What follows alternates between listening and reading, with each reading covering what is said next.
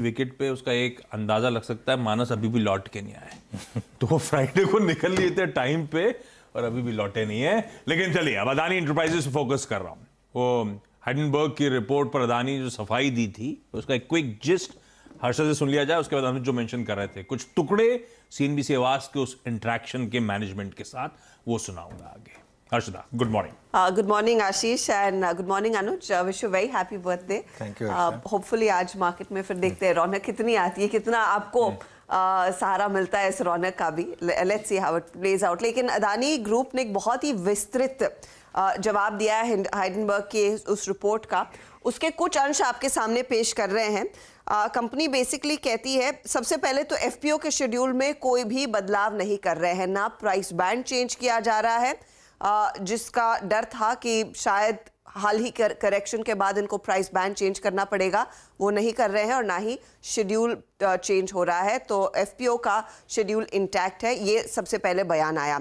उसके बाद एक बहुत ही डिटेल में कल देर शाम वो विस्तृत जवाब में दिया है इन्होंने हाइडेनबर्ग की इस रिपोर्ट का। उसमें कंपनी ने बेसिकली कहा है कि इनका जो नेट डेट है वो पिछले कई सालों में रिड्यूस हुआ है। पहले ये 7.6 टाइम हुआ करता था, अब जो खड़ा है ये नेट डेट करीब 3.2 टाइम्स पर खड़ा है। तो ये डेटा शेयर करते हैं।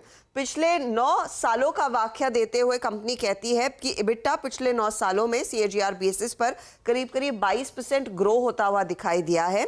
इस बीच जो कंपनी का डेट है उसमें खासी गिरावट देखने को मिली है।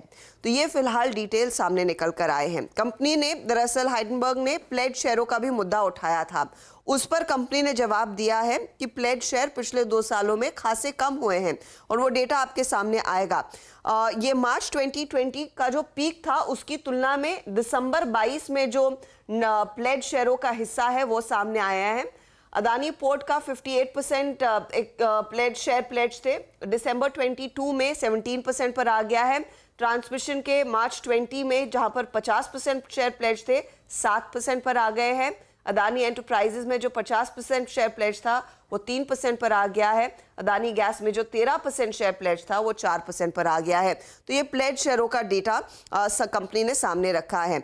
कंपनी ये भी कहती है कि जो रिलेटेड पार्टी ट्रांजैक्शंस का मुद्दा हाइडेनबर्ग ने उठाया था उस पर उनका जवाब ये है कि जो भी entities who qualify age related parties उनका ड्यू डिस्क्लोजर दरअसल हमने सबके सामने अथॉरिटीज के सामने रखा है। साथ ही साथ ऑडिटर्स को भी लेकर सवाल उठाया था हाइडेनबर्ग में। उस पर कंपनी कहती है कि all auditors have been engaged by us, इनका ड्यू सर्टिफिकेशन हो चुका है, ये क्वालिफाइड है हमारे स्टैट्यूटरी अथॉरिटीज के साथ, स्टैट्यूटरी बॉडीज के साथ। तो उस पर ये जवाब आता हुआ। साथ ही साथ पिछले हफ्ते काफी ज्यादा चर्चा हो रही थी बैंकों में जो दबाव देखने को मिला था कि बैंकों से कितना कर्ज लिया हुआ है। तो वो इनफैक्ट आप साउंड बाइट सुनेंगे भी, बैंकिंग सिस्टम में एक्सपोजर करीब $9 बिलियन का है। ये फिलहाल डेटा पॉइंट्स सामने निकल कर आए हैं इनकी सफाई में। करीबन 80,000 करोड़ रुपए का